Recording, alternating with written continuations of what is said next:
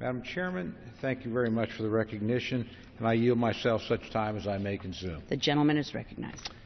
H.R. 4487, the Legislative Branch Appropriations Act for fiscal year 2015, provides $3.3 billion for the operations of the legislative branch, excluding Senate items.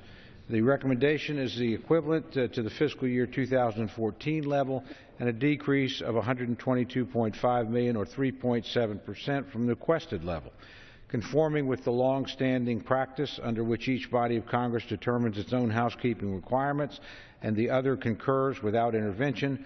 Funds for the Senate are not included in the bill as reported by the committee. Through 7 hearings and meetings with agency heads, the subcommittee listened to all who presented their respective concerns and budget requests. It was necessary to make some critical decisions and prioritize programs, and we did this in a bipartisan and transparent manner. We're presenting to the House today a bill that is fiscally responsible and maintains current operations for the legislative branch agencies. The bill includes $1.2 billion for the operations of the House. This is the equivalent to the fiscal year 2014 enacted level and $20 million below the request. It's worthy to note that the funding provided for members' representational allowances in committees provides for the current operations, and I do not anticipate further reductions in the coming year. The bill also includes the members' pay freeze for fiscal year 2015. With this bill, total funding for the House of Representatives is 14% below the fiscal year 2010. The bill includes $348 million for the Capitol Police. This is 9.5 above the fiscal year 2014 enacted level and $7.7 million less than the requested level. This will support 1,775 sworn officers and 370 civilian positions.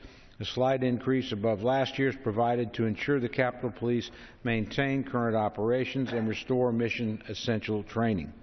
Knowing that access to the House office buildings is of critical concern to members, we've directed that the Chief of Police develop an action plan that will make sure public access to our buildings is easily accessible during the heightened periods of visitation. The implementation of this plan is in the early stages, and we will continue to monitor the budgetary impacts to the Capitol Police. The bill includes $45.7 million for the Congressional Budget Office. This is at the fiscal year 2014 enacted level and $378,000 below the requested level. The bill includes $488.6 million for the Architect of the Capitol, excluding Senate items. This is a decrease of $40.5 million from the fiscal year 2014 enacted level and $79 million below the requested level. Within the recommended level, the committee continues its prioritization of projects that promote the safety and public health of workers and occupants, decrease deferred maintenance backlog, and invest in future energy savings. The committee recognizes the continuing challenge of preserving and maintaining our infrastructure and prioritizing critical projects in the current budgetary environment. It's important to note that $21 million is recommended for the final phase of dome restoration, a very high priority of this committee. In addition, we're continuing the 5-year practice of including funds for the House Historic Buildings Revitalization Trust Fund, a fund established by Ms. Wasserman Schultz when she was the subcommittee in anticipation of the renovation of the historic Cannon office building. And might I say, one of the really tremendous contributions that my friend and colleague has made, and I hope it stays inside of our operating procedures for many years to come. It was a wise decision. Also included is $16 million for the lease cost of the portion of the Thomas P. O'Neill Jr. Federal Office Building in preparation for the Cannon Renewal Project. The bill includes $595 million for the operations of the Library of Congress. This is an increase of $16 million above the fiscal year 2014 enacted level and $1.9 million above the requested level. The amount will allow the library to continue its current operations. Established by Congress in 1800, the Library of Congress is one of the largest libraries in the world, with a collection of more than 130 million print, audio, and video items in 460 languages. It's imperative adequate funding is provided to maintain acquisitions, preservation, and the administration of U.S. copyright laws by the Copyright Office, Research and Analysis Policy Issues for Congress by the Congressional Research Services, and the administration of a national program to provide reading materials to the blind and physically handicapped. The bill before you accomplishes all of that. It's important to note $5.5 million of the funding is provided for the deacidification program, $1 million over the library's request, $8.2 million for the teaching and primary sources program, $1 million over the request to be used to increase competitive opportunities for developing online interactive and apps for classroom use on Congress and civic participation, and $1.2 million above the request for the Copyright Office to reduce the claims and processing time for copyright registrations and to conduct business analysis process of engineering and documentation recordation function.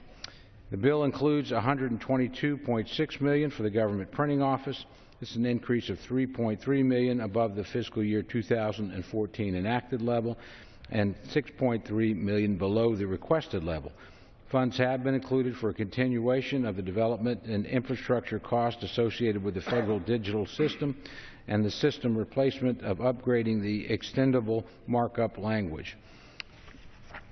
The bill includes $519 million for the Government Accountability Office. This is an increase of $14.2 million above the fiscal year 2014 enacted level and $5.5 million below the requested level. Language is included to establish a Center for Audit Excellence to build global institutional auditing capacity and promote good governance. This center is to be operated on a fee-based basis. Finally, the bill includes $3.42 million for the Open World Leadership Trust Fund. This is $2.58 million below the fiscal year 2014 enacted level and $4.58 million below the requested level.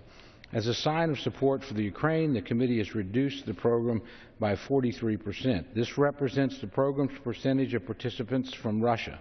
It's important to stress that Open World's program does not just focus on work with Russia. Ukraine has the next largest group of participants, closely followed by other nations in the surrounding region. Therefore, we encourage the Center to do more in Ukraine and with other participating countries in the surrounding region.